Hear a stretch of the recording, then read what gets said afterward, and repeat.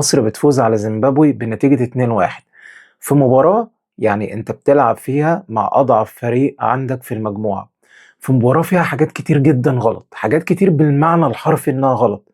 مش عارف لحد امتى الواحد زهق من كتر الكلام في الشهور اللي فاتت كلها.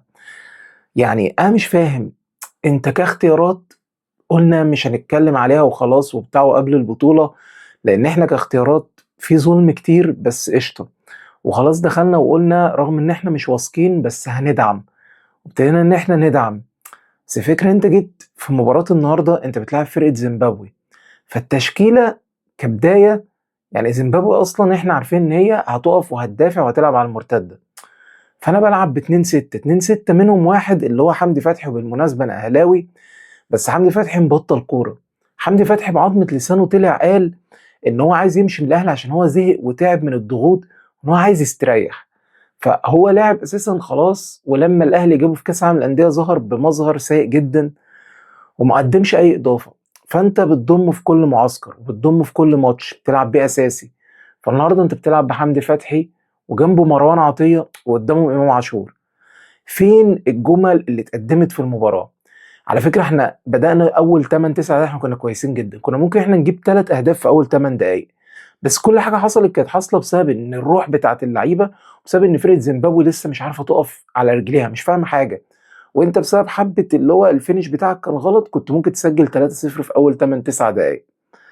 فبعد كده اول ما دخل فيك الجون من اول كره راحت عليك، فرحنا ساحبين امام عاشور اللي هو ما عملش اي حاجه سيئه، وان هو كان بيجري وكان بيحاول، ورحت منزل مصطفى محمد وسبت برضو الاتنين ستة. طب هو مين اللي هيلاعب مصطفى محمد ومرموش وتريزيجيه وصلاح؟ هتقول لي صلاح هو اللي هيلاعبهم؟ طيب ماشي، يعني فين الحاجة اللي كانت بتتقدم؟ شوط أول انتهى بنتيجة 1-0 لزيمبابوي، مفيش حاجة اتقدمت، مفيش جملة حصلت، مفيش حاجة احنا شفناها. الباكات عندك اللي انت واخدهم، الباك اليمين والباك الشمال، يعني مفيش عرضيات، مفيش اختراقات، مفيش أي حاجة. طب وسط الملعب بتاعك، اللعيبه بتاعت وسط الملعب بتاعتنا هي معروفه، مروان عطيه اخره ان هو يعمل لك سرول قدام، ومؤخرا بقى بيعملها كويس.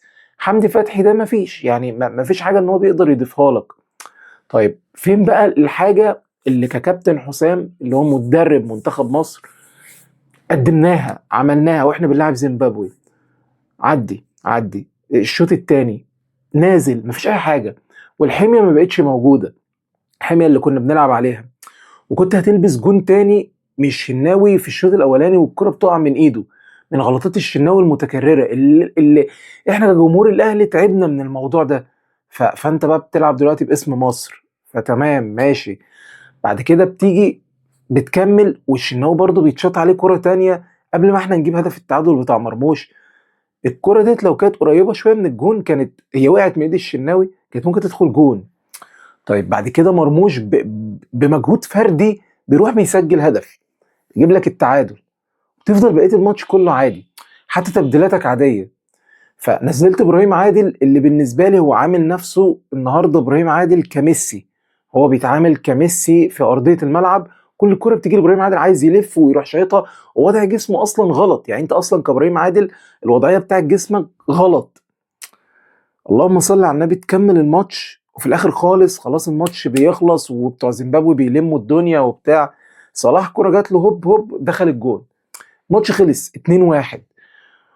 بس ما قدمناش حاجة. جبت الهدفين بتوعك بهدفين بطريقة، واحد بمجهود فردي والتاني صلاح كده. فانت ما قدمتش حاجة النهاردة، وانت ما لعبتش ماتش، وما كانش في حاجة بتحصل في الملعب. ولما دخل فينا جون انا قعدت اشوف ايه اللي هيحصل، مفيش حاجة حصلت. وقت ما طلعت امام عاشور ونزلت مصطفى محمد هو مفيش حاجه حصلت. طيب ايه اللي احنا بنقدمه؟ ايه اللي احنا رايحين المفروض ان احنا مذاكرينه؟ لعيبه تايهه، كل واحد عارف اللي هو تحس ان كل واحد بيعمل كل حاجه هو عايزها. في نقطه عايز اتكلم فيها بعيد عن كل ده، علي محمد علي، يعني مع احترامي الكامل والله، بس الموضوع بقى تقيل قوي على القلب. الموضوع بقى تقيل قوي على القلب، ان هو ده المعلق المصري الوحيد اللي موجود هناك في بين سبورت وبيعلق لنا على كل الماتشات، مع احترامي والله الكامل لشخصه، هي اذواق كده كده. بس الفكره ان مرموش شاط كوره جامده جدا جدا جدا، اللي هي في الشوط الاولاني اللي هي لفت وكانت داخله جون الحارس طلعها. قال لك لاعب مان سيتي وافضل لعيبه وبتاع. بعدها مرموش في كرة تانية لم واحد ولم اتنين وشاطها طلعت فوق العارضة بشوية. تبرير، عارف اللي هو كمصريين اي حاجة بقى، راح قايل ايه؟ راح قايل واضح ان هو متأثر بان هو ما بيلعبش في مان سيتي كتير. زيزو لسه نازل واول كرة جات له صلاح لعبها له وزيزو راح شايطها عادي عادي. زيزو راح شايطها، واول ما زيزو شاطها الكرة طلعت فوق. واضح ان زيزو متأثر علشان ما بدأش المباراة.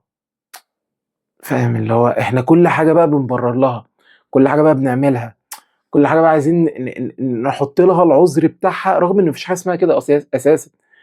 يعني انت لعيب بتلعب في مان سيتي ولسه شايط كورة كانت تيجي جون، الكورة اللي بعدها لميت وشوط طلعت بره عادي، لازمتها ايه جملة اصل هو متأثر؟ زيزو الكورة لسه نازلة شاطها طلعت فوق عادي، لازمتها ايه اصل هو متأثر؟ ليه اخلق للعيبة الكلام ده؟ وليه استنى كمعلق اقول الكلام ده وابرر لهم تبريرات مش تبريرات؟ احنا بنعمل ايه؟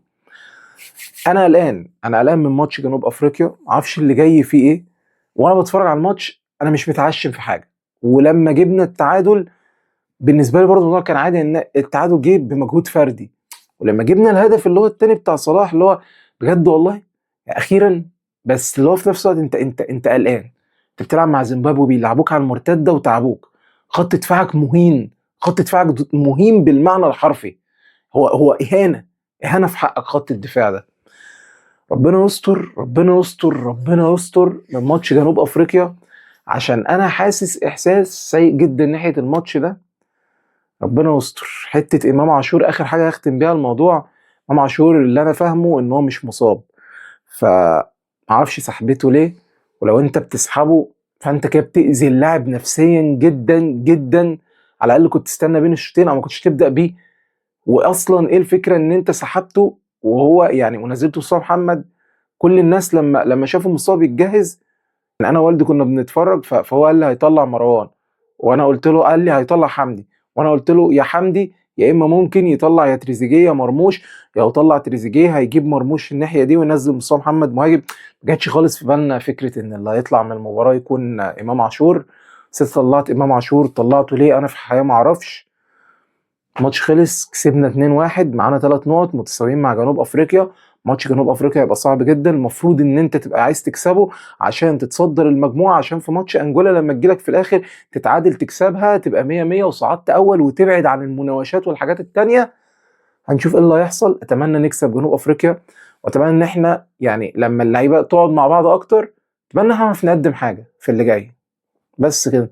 عايز اسمع رايكم، لو في حد عنده راي مختلف على الكلام اللي انا بقوله، في حد شايف ان انا قاسي على الموضوع وان انا مصعب الموضوع، قول لي ونتناقش سوا. وبس كده.